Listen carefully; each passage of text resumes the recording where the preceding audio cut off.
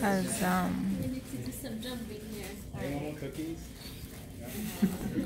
Hello everyone, me Arwa, Stephen and Chrissy are presenting our presentation today. So it's we're getting overview to the presentation. So we're presenting our process, our research, prototyping and user testing and the final delivery. So just a quick review.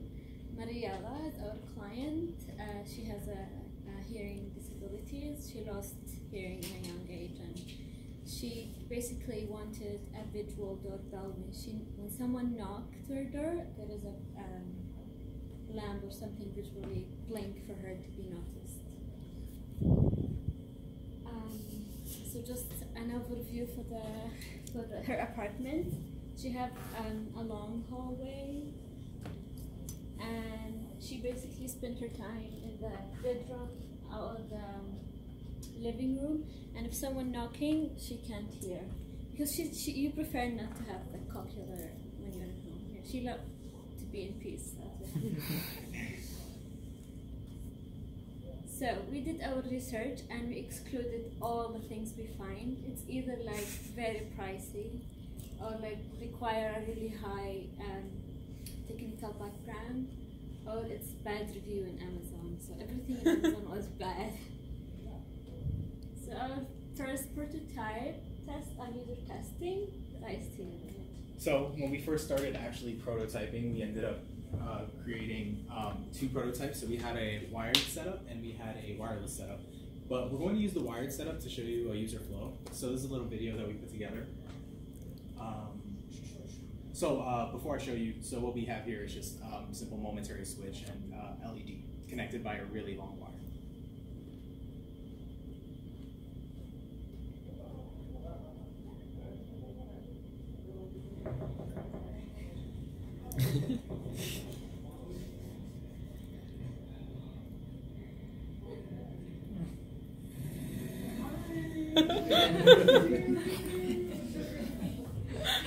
Okay, so very basic user flow there.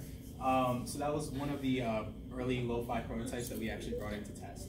And the other lo-fi prototype that we brought in was so this is called a circuit playground. And we wanted to, since our client wanted something that was wearable, we wanted to bring something in that we could make wearable and use it for testing, of course. So the circuit playground, it came with default rainbow colored lighting, very bright lighting, and this was the first prototype that we showed at the prototyping club.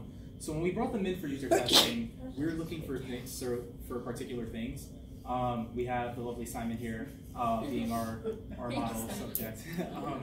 So some of the important things that we were looking for were duration of use. So how long does the user have to knock before the light goes on, and how long will the light stay on? We found that in both of the lo-fi prototypes, a lot of the users were actually unable to get like the threshold of the light themselves. So it wasn't bright enough, or it wasn't in like a good enough location for them.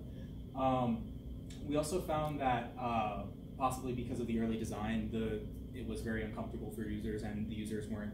It wasn't an affordance that the users weren't able to put it on the way that we had originally designed it to be put on, and that was good feedback for us.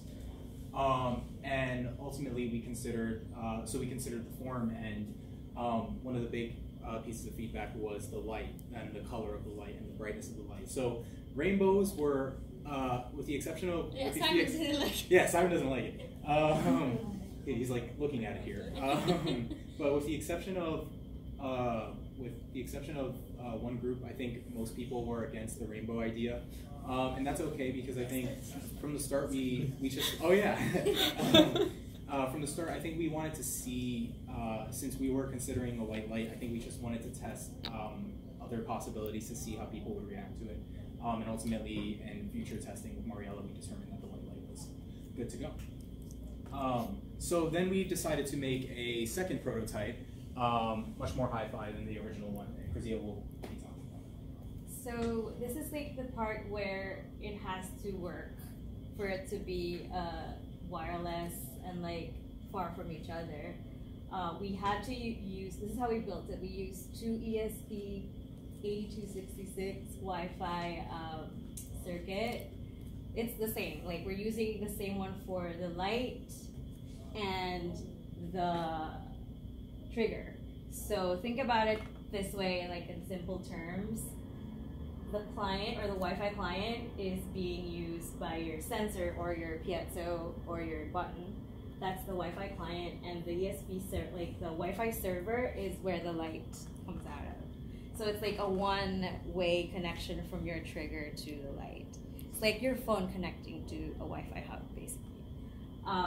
So at first we were using a piezo sensor, and we're doing the knock and testing how the light responds to the knock. So this is like a smaller like way of checking, okay, is the knock being heard? Then light up. Thank you, Mithru, for helping me. This is like that day that we were working on this. And Scott for the schematic. And Scott for the schematic. Okay. It was really like, I think this was like the most difficult part of the setup. And after we figured out the Wi-Fi connection, we worked on a simple enclosure. And all of this was happening because we want to test it already with Mariella. We want to go to her house and see and get her feedback. So at first, like the second prototype is made of cardboard, obviously, like for like just to understand the user like interface. Like I want to get a sense of like, how is this working out? Is this the right form? We definitely got a lot of feedback when we met with her, and this was a photo of Steva's right there, and that's like how the hallway looks like. And this is Mariella. The length of the door, like the hallway from the door to the kitchen it's really far.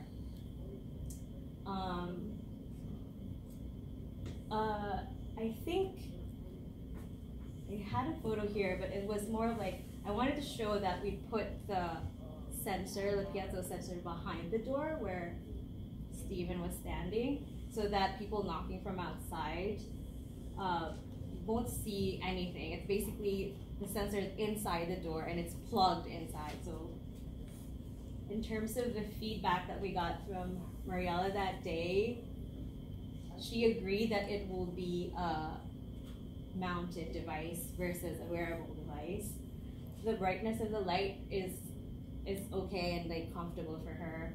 And we had some glitch with the piezo, or like actually the code of the Wi-Fi, where it seemed like when the door is being opened, the light, like it lights up. So she actually appreciated that would be a good additional feature for the light to like, for the sensor to see if someone opens the door.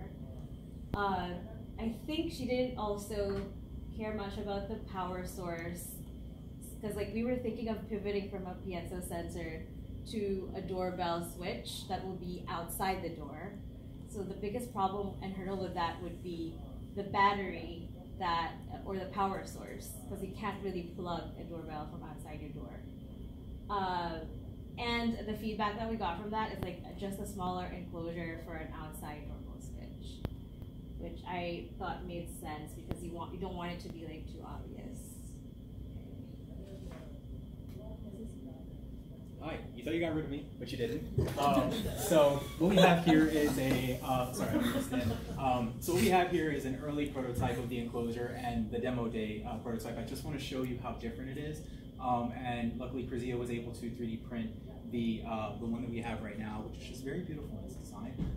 You also see that we moved from a piezo sensor to a button. We were still using the piezo sensor at demo day, but let's just talk a little bit about that. Right before presenting at demo day, the Leslie Lab, we thought we had experienced a minor success, and we kind of caught that moment. It works. It works, right? It works. However, it turns out that the light was actually blinking periodically. There was something in the code that we had to fix. But we managed to actually wizard at the demo day thing. So if you don't know what wizarding is, very briefly, it comes from the Wizard of Oz. You know, like the wizard was behind the curtain or whatever. It's when you like there's something that happens and like you kind of do it in a different way than what it looks like is actually doing it. So when we were at demo day, I was actually counting the periodic light blinking and tapping the desk right before that happened. And actually everyone believed it except for Simon. So, so Simon caught that. And this is us showing you how it did not actually work. Give me a second. So.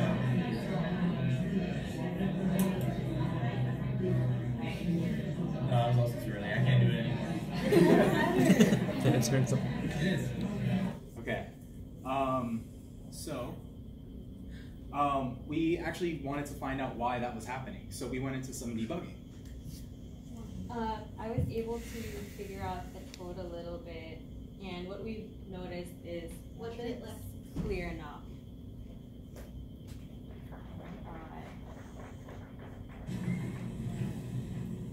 There you go. So that basically is. We're going to try to hit the trigger. It says pressed. It took like maybe 1 second, 2 seconds. I'll press it again. 2, 3, 4. There's a lag. We'll try again. Press. Yeah. So this is like the type of technology that we're dealing with in Wi-Fi doorbell. And I was just happy that I was able to understand what was happening through the serial monitor. It tells me, okay, click again, and then you press, and then you get connected. We could demo that right now, and I could exactly do what this is, but I don't know. I mean, you could show it. Do you want to talk about? So your 12 minutes are up for your presentation. So I'm gonna try to hit the trigger. maybe you could demo it for us. Yeah. Okay.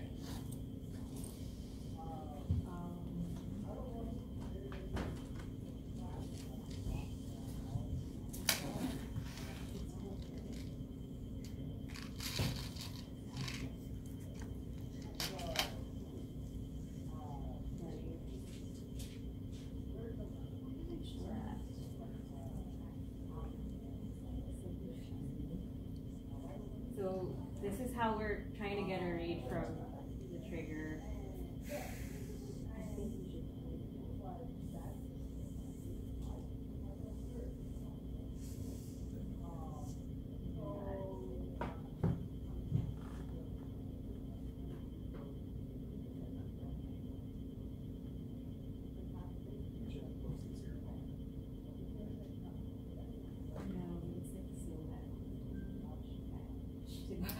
Any questions? Yeah, I was curious how you ended up making the enclosure. Oh, it was a 3D model, so it was inspired by like that first iteration where it was just shapes. I know we were showing you that, and this is basically I used SketchUp at first and cleaned it at Blender, and we were able to create like a case for it. Looks great. So yeah, I was really happy with it, but like as long if it doesn't work, I feel like it's like I do like how it came out because I feel like when I was holding it in my hand, it was like this little gem, and I'm like, oh, I could definitely. I think Marielle was gonna like it. If the first one was like, I should bring it. Really bad looking, but she already liked that. But this one, I'm pretty sure it's gonna work. Hopefully, we were able to like iterate on like the functionality of, because I put holes on it so that you could plug it for like power source.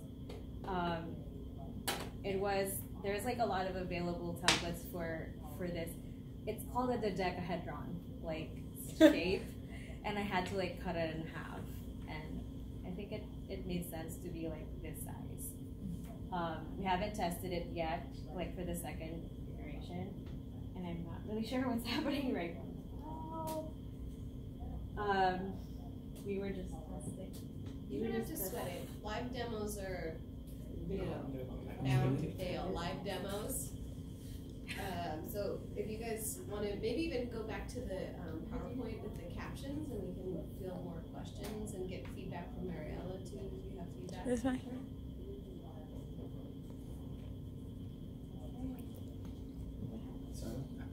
I have positive feedback. I would rather have that than the ringing doorbell. I think it looks great. I prefer to have that over my terrible ringing. Yeah. Just saying. Yeah. You've been in the trench for such a long time. Thank you. I mean, we did get a lot of feedback from the Prototyping Fund Showcase that someone who's like a doctor, he wanted it. So we have like one person on our list who wants to hear about when it's finished. He's like, oh, I want to use that for my clinic, and someone comes up, and I don't want any like ringing. I just want some light. I fooled him with my wizardry. So I think, yeah, I mean, we were really trying to finish. For questions, can you pull up the presentation again? Oh, yep.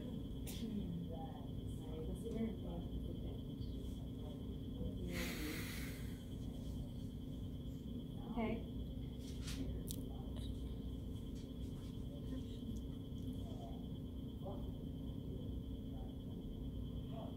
Any other questions? Yeah. So, how would you? I guess I kind of maybe know the answer to this one. How would you deal with the obstacle of still having the issue? Like, say that's in the living room, and you're in the kitchen cooking something, and aside from the user just like manually picking it up and always bringing it wherever they go, do you have an idea how you could address the problem of being in a different room than the light source? Yes. Yeah, we had a conversation about that. In the beginning, we were thinking there's multiples of this, which is like not the best idea. We would, I think, for that, in that case, I think We discussed making it like mountable. multiple. but Yeah. we decided to go one first and Okay. then. Yeah, it was an early prototype idea where you could take this with you. Yeah, at the beginning we were so excited about the idea, but it's That's hard. really cool. Yeah, it's hard. I mean, someone made a comment about why don't you use all the lights in the house to do that, but I think, was it Easter who said it? It was like an expensive setup. Yeah, you'd have to do like that. I'm not wire it. to do the whole house setup, but I'm sure there's like a lower cost solution with like the bulbs and an app. But that's like, I would say that would be a good add-on to like the next version of this, because this was just like understanding how, okay, carrying something wireless, bringing it with you, and then getting notified. Basically, it's mobile, so it's wherever you are. It would be nice if that the use case is ideally like that. You take it with you, like if you're cooking. Is it something you could have two of? Could you wire? Yeah, it two? that's what I was Yeah. recommending. We were thinking all parts of the house would have one. That's what, but I thought that was like such a. I feel like it's an expensive solution as well. Well, as a proof of concept, this works, though, right? One thing that you'd find is, given the technology that you're using here, the more of these nodes that you have, the more robust the network becomes. So you would be able to reach, like, say, the far part of the apartment if you had like 3 other ones that could act as, they would naturally act as relays for one another. Yeah. So that it would be having additional ones would be a good solution. Do they need one partway down the hall to get? I mean, that seems like the biggest distance. It depends on what it's like inside the house. But we also like make it beautifully shaped so she can place it anywhere she wants. I'm not gonna lie, like I agree with that. Yeah. Right? I would prefer that to my I was doorbell. telling him the same. I would buy it. Yeah. Yeah, I would buy it. Yeah. I'm trying to like debug, but I think we'll do that offline so that the next. Mariella, do you have any feedback for the group? So one question that I have is how were you able to figure out the knocking and the sensitivity in terms of light? Yeah, so we figured that it wasn't the sensor that was the problem, it's the code. So I think you could definitely still add that component to the inside of the door. It can be both, so the button can be with a knock, a sensor as well, so you could do both, a trigger and a knock. What about the battery life? Do you guys talked about that as well? Yeah, these are rechargeable batteries that you could definitely it probably like a day you have to recharge it in a day. So it is another issue that we were thinking the Piazza would work better because it's plugged the whole time and inside the house. But then I think we were trying to check the stability of the sensor, and that's how we ended up pivoting to the button trigger. And you brought up a point, which is something I've been thinking about and that I brought up very early on. How easy would it be to add multiple light sources? It would be super easy, I think, because all we need is another one of this and connect it to the hub. We were also considering adding, in addition to the button, also having the knocking. But we found that through experimenting with the knocking, it just wasn't as reliable as the button setup, especially during demo day. So you could, in theory, add both the knocking and the button to cause the light to go on. That's so exciting. It's like Christmas. It really is. It's like Christmas. Yeah. I'm sorry that it didn't work out. It was working like. Would I be able to install this in my house like by the end of the month? Or like January? I think we can make it work, right, Steven? We're gonna need some new ESPs. So actually, we burned two. Yeah, so we didn't get to talk about it. Actually, never mind.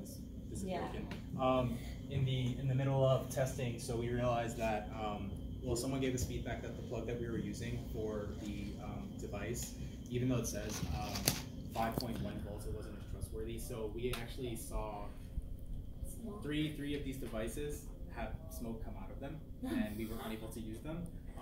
And this was actually like last weekend. So this was like right, Friday. Yeah. So he burned one, she burned one, and gave up on it. And the other one burned. Actually, so one of the problems that we didn't talk about, one of the problems that we had when we went to your place was we didn't realize that one of the devices we were using actually burned out already. So because I don't think if there was smoke, we didn't notice it. This is like an early prototype, so we have to make sure that it's safe for you to use.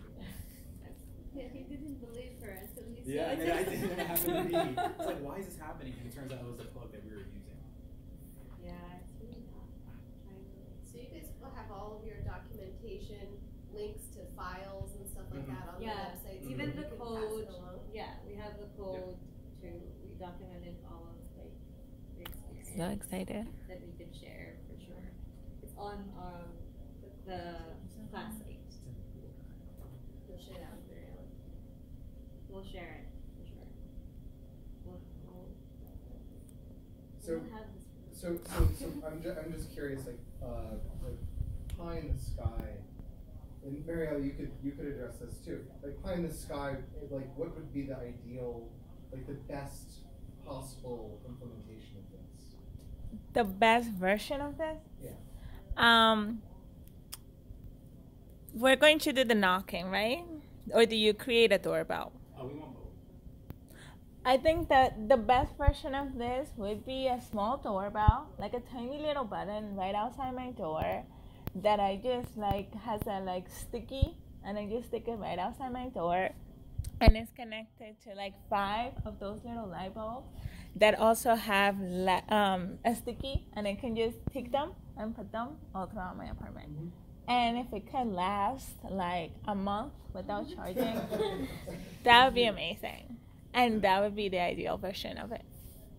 So the battery was just dead. That's why it wasn't working. So we can show you right now. So just press the button and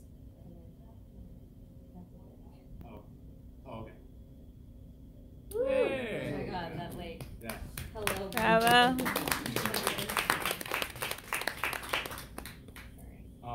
Yeah. Super quick question, actually. So earlier you mentioned about debating about like colors, rainbow and like white or whatever. Was it easy to just make that change? Well, actually, so I had help from Scott, but if you have a coding background or know someone in coding, or if you just want to like go to the website, you can change it yourself.